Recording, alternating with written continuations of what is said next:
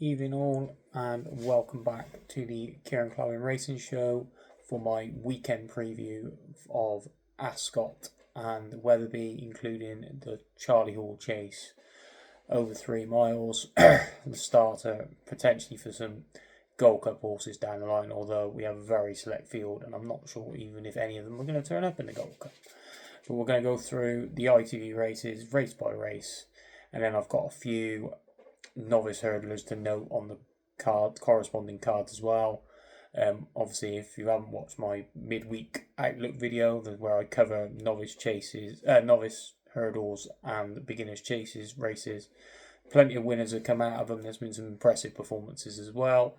I'll be back on Monday to go through another one for Tuesday to Friday's racing.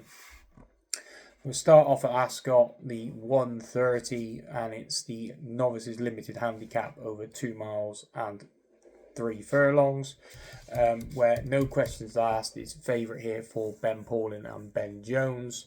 Currently best price 9-4, makes his chasing debut. Decent performances last season, very consistent 3 wins, a couple of places, and then was down the field in the, I believe it was the Coral Cup, if I remember rightly. 2 seconds. No, it was the Martin Pipe, who's 22nd of 24, being 63 lengths. So probably didn't, potentially was a step too far, running at Cheltenham. Also slightly further in trip as well on handicap debut. But he's got decent fact form there. He was second in a listed race at Huntington a time before, 2 starts before that, so plenty of decent form in the book. I like his chances here going chasing. He doesn't have the point-to-point experience I normally like to see from chasing background, but when you look for novice chasers, when you look down the field, this is a very winnable race for him. The team are in very good form. Ben Paulin currently 21% for the last 2 weeks, and Ben Jones even better at 28% win strike rate for the last 2 weeks. So the team in form. They're likely to have this horse very well forward in regards to his training, etc. And I think he's got a very good chance at 9-4. The fact that you look at the second favourite, the Paul Nicholls horse, Viral Fly, was actually Hunter chasing last season and then comes back into normal handicap chases. So under rules, and I just think that there's no questions asked. If he's very, very good over his fences, if he's schooled well, I think off a mark of 136, I think he should go very close. We then move on to the second race to cover. It's the 205.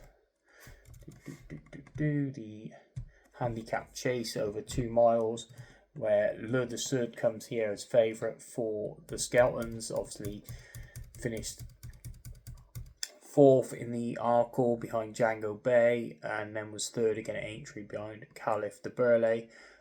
He did plenty of winning at the start of the season, though, including winning at Sandown in a Grade 1. Was it Grade 1? I think it was Grade 1.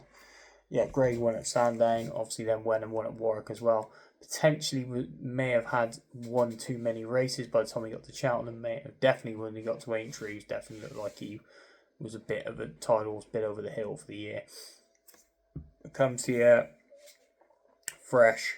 Second handicap start. Obviously, he started off in a novice handicap last year at Stratford, which ironically enough was run today with the stable winning again with Be Aware.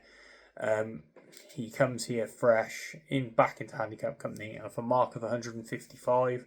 Tristan Durrell taking 3 off. I think he should go very close.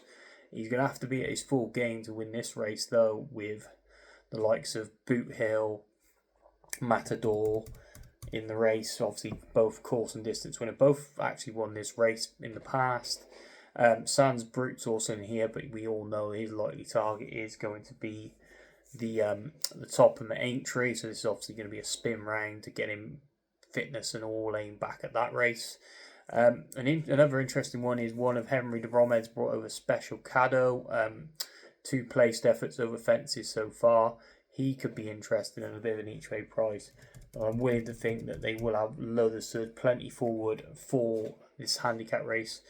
And the fact that he's 7-2 in a place, but he's basically under the 33-1, he could be a decent bet at those prices. We then skip over the 235, we get to the 310, the handicap hurdle over 2 miles, where Alexi is favourite in here for the Tizzards, following his runner-up finish in the Welsh Champion Hurdle. Luckily, his mark actually was unchanged as well. I thought he would have gone up a fair bit for that handicap rate, for that run. Very good run in that field, but he stays at mark of 127, and I think that gives him a brilliant chance in here. There is a few notable obstacles in the race. You've got Betty, who's very decent around here, and Affadil as well for the Nichols stables, both coming in here off wind ops. And two potential horses that could be each way value against Alexi, who's currently best price 7-2, is two horses that I backed last time out. You got Immenity, for Emma Lavelle. Ben Jones in the saddles, won the last 2 races, won very well, easy at Market Raisin. I think it's about 1-5. He was 6-4, something like that, favourite. Won very nicely that day and definitely deserves to step up into this class. Whether he's good enough to win is another factor, but he definitely will run his race. As will a horse that, if you've watched my channel a lot, you know I like this horse and put him up again. It's Torrent, who was second at Chepstow on reappearance. Always runs his race, this horse. Very, very likeable horse. Always seems to fill the placings at big prices. And I think he could go close. He could potentially outrun his odds again. He's 20-1. Inmente is 9-1. And like I said, Alexi, which will probably be the selection for the race, is 7-2 favourite. And then the last race we're going to touch on at Ascot is the 345, where we have the Select Go Live Gold Cup handicap over 3 miles, or just under 3 miles, where the very, very place orientated horse called the Changing Man is in here at favourite. 7-2 favourite. He likes place and he doesn't like winning. It's up to you whether you want to go rowing in at 7-2 on him off a mark of 142, but then last season 2-2-2-1-2-3. So his form, he's consistent, he just doesn't win that often. The one I like in here is Henry de Bromhead's Le Cool Hardy, who is currently third in the betting at 7-1. Just like his profile, obviously the last race he ran in at Listowel in the Kerry National, where he was 4th. The form of that race is turning in very strong. Obviously we haven't seen the winner yet, Spanish Harlem, but the second, 3-card Bragg, won at Cheltenham at the weekend, and the third, French Dynamite, won the Munster National at Limerick a couple of weeks ago, so that form looks rock solid. And I think Le Car Hardy off a mark of 141, obviously with Mike O'Connor taking £3 off as well, I think he could be a decent each way play here at 7-1. We then go over to Wetherby, to the main attraction of the weekend, obviously with the Charlie Hall chase over there, and we start off with the 115, the handicap chase over 2 miles, 3 furlongs, where Lightning Flash is favourite here for the Twiston Davises. They won this race, corresponding race last year as well, with Ted Lee, who went off 6-4, second favourite. So they've liked this race for their horses. He won decently on novice chase debut at, I think it was Chepstow, if I remember rightly. Yeah, he won at Chepstow, beating Pure Carbon by 4 lengths. Was very well back favourite that day as well. Comes here off a lightweight, off just 11 stone, and I think there's plenty more improvement in that. But I'm going to take him on with a chase newcomer, and he's been well backed since declarations, and that's Strong Fortunes of Sam Drinkwater. This horse is very well regarded in the stable, and they said he's one of those adages of anything he does over hurdles is a bonus. He won on reappearance over hurdles, and then was placed a couple of times, a decent run last time out in the April meeting at Cheltenham. Goes chasing off a mark of 105. I think he could potentially be thrown in here, and he's been well backed. He's now into what is he, as short as 6-1 in places. Like, he was double figures when the entries came out, when declarations were first out. Plenty well backed, 6-1, a second in now, and I think he could probably go shorter come the day. He would be my fancy for a yard that would like to have a gamble. We then move on to the Mares Hurdle, the 150 over 2 miles. And unfortunately, we only have 3 runners here, but it does include last year's champion hurdle heroine, Golden Ace. You like it as you like. They took the gamble to run in the champion hurdle rather than the Mares, and it came off. They won it. They are the champion now. The name is on the trophy. And we can't say more we say about that. Very, very good for the yard. She is 4-9 in here, and I think she should be winning this, to be honest. Even if she has to give weight away to Katira and Dysart Enos, her 2 opponents. Judging on the ratings, she's £7 clear of Katira, and she's only going to give her 2. And she's £16 clear of Dysart Enos, and they're only going to give him 6. So I think she should be taking plenty of beating, and at 4-9, like, keep it short and sweet. If you're going to do mere multiples and stuff like that, she'd be the one to put in it. We then move on to the 222, the Bet365 hurdle over 3 miles, the West Yorkshire hurdle, where strong leader is favourite in here at 13-8 for Ollie Murphy and Sean Bowen. Decent performance last year, won at Newbury. That was his only win though. He was down the field at Ascot. He was then 4th at Cheltenham. He doesn't really like Cheltenham, and then was 2nd in the Aintree race behind Hidden Valley Lake. You'd like to think that all roads are going to lead back to Aintree. He's a very much Aintree specialist, this horse. He's got a few opponents in here though that could have decency. Dolly the Great, who obviously ran well at Cheltenham last season. Did he win the Temps? I think he won something, didn't he, at Cheltenham, remember rightly?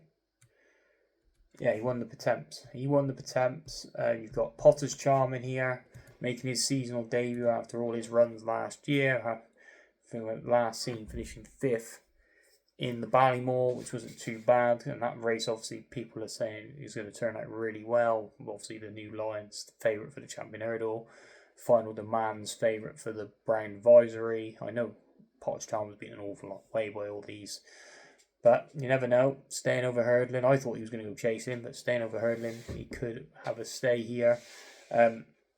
Willie Mullins sends Winter Fog over. I think it's a bit of a sight to see what this division's like. But the one I've come down on is the one at the bottom, the mare, Take No Chances for the Skeltons. Won at the course last season, actually won the mare's race last year. The race before. And had a decent, respectful 6th on handicap at Cheltenham on reappearance. I think that would get a fully gauge for this race. I know she's got £12 technically defined with strong leader on ratings, and she's only getting £7 off of him, but she's won round the track. She's had the run, and I think at the prices she's worth giving a chance to. Currently best price 5-1.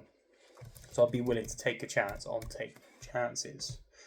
We then move on to the big race, the 257, the Charlie Hall Chase over 3 miles, where Protectorat is in here. Best price 5-2 for the Skeltons at favourite. I was umming and ahhing about this race all year. All day. I nearly put up Protectorat. The fact that he's getting weight off of Jello, Pic D'Orhy, and the Real Whacker, I think could stand him in good stead. But instead, I'm going to let him sway. He ran 6th on reappearance last year in the Paddy Power. Obviously, then went on to win only one race, which he won at Windsor. I know it was very, very impressive, but he's done okay at the back end and finishing 2nd at Aintree to John Bond. But I'm going to take a chance with Hewick, who I think the strong pace they're going to go in this race. Like I said, you got Jello, you got the Real Whacker, you got Pic D'Orhy. They all like the front run. I think they might just set it up for Hewick. He's had a run this season already, and it's quite interesting that they're bringing him over here rather than going to the race at Down Royal, which they've run in last year. And I think he's got a hell of a chance at 7-2. I think with race fitness on his side over Protectorat, just about gives him the sway, I believe. So I will be siding with Hewick at 7-2. Obviously, the strong pace, if you all remember rightly, the way that King George fell apart and he come and picked them all up. I can see him doing something sort of similar in this race as well at 7-2. And then the final race to touch on in the preview is the 3:30, the handicap hurdle over 2 miles. And this is probably one of my stronger fancies of the weekend. And it's Don't Mind If I Do, currently best priced 3-1 with one firm, but mainly 11-4 across the board. Second on hurdles debut last year behind Castle Ivers, who unfortunately got injured but is very well regarded from the Murphy stable. Then won a very short odds at Wincanton before getting beaten at odds on at Wincanton next time. But I think the ground was the issue. Heavy ground that day did not suit this horse at all. I think on handicap day with this boy is going to be absolutely thrown in off 120. Tom Bellamy comes up to take the ride. Off 120, they probably think this boy is closer to 130, 135. The fact that he's in here off 120, he gets weight off of Go Dante. He gets 11 pounds off Go Dante. That could be massive. I think he's got a hell of a chance. There's a few others in here. You got Kislam, who's used to be with Henderson, now having his first run for Ben Haslam. And then really Max of Stars has done all right over the summer, but if they think Don't Mind If I Do is any good, he should be taking plenty of beating here. I think 11-4, you're getting a pretty decent price for it. And he is the nap of the video and nap of the weekend. And the next best is Lucar Hardy for the Henry de Bromhead in the Selexo handicap chase over at Ascot. Just to finally conclude, like I said, there's a few novice hurdlers out there running in the earlier races, which we just want to touch on. You've got the 12:40, the first race at Wetherby, where two very nice types take each other on. You've got Will Star for Ollie Murphy and Sean Bowen, and Cadastral for the Skeltons, both winning decent bumpers last year at Perth and Newbury respectively. Potentially Will Star will be more the 2-miler, and Cadastral will want to go up in trip in time. He's built to be more of a chaser as well. But I think this could be a very good contest, and I think whichever one wins, the other one will come out later on and win, and you want to keep these two boys on side for this year for sure. We've then got the over to Ayr for the 12:48, and Nicky Richards sends out Upon Tweed. They actually won this race last year as well with Saracen Bow. This horse won his only bumper at Newcastle, beating none other than Conman John, who obviously went on and won at Cheltenham this weekend very impressively. So if Upon Tweed is anywhere near as good as what Conman John was, he'll probably be a very short price for this race. But you'd like to see him get the job done and then move on to bigger and better things after that. And then the last one to touch on is one of Nicky Henderson's in the 2:35 at Ascot, the novice hurdle there. And it's a horse I've mentioned on a previous video. It's Summer Roy, being plenty well touted. He's currently, actually one firm's already prices up. He's 4-5. Like, you think you can get him in your multiples with Golden Ace, but he won his point to point very nicely, and then was bought and came to Henderson. Has been certainly well regarded. They've been seen on. There's plenty of videos going around that he's been on the gallops with Constitution Hill and John Bon, etc. So he's obviously well regarded in the stable. I think he'll probably take plenty of beating in this. I know Fergal's won well last time out. Start again. I think this could be a different level. And I think Summer Roy could be a very, very good horse to keep on side. So that's 4 novice hurdlers to keep on side for Saturday to go along with the IQ races. Like I said, the nap is Don't Mind If I Do in the 3:30 up at Wetherby, the handicap hurdle. I think he's chucked in at 120. And then Lucar Hardy for Henry de Bromhead in the Selexo Chase. He's bringing him over. The horse has got very good form from the Kerry National, where the second and third have won since, and I think he could have decent each way claims as well. Thanks again for listening, guys. I hope you all enjoyed the video. Please like and subscribe to the channel. I'll be back, like I said, on Monday with the midweek outlook, and I hope we can have some winners, and happy punting to you all.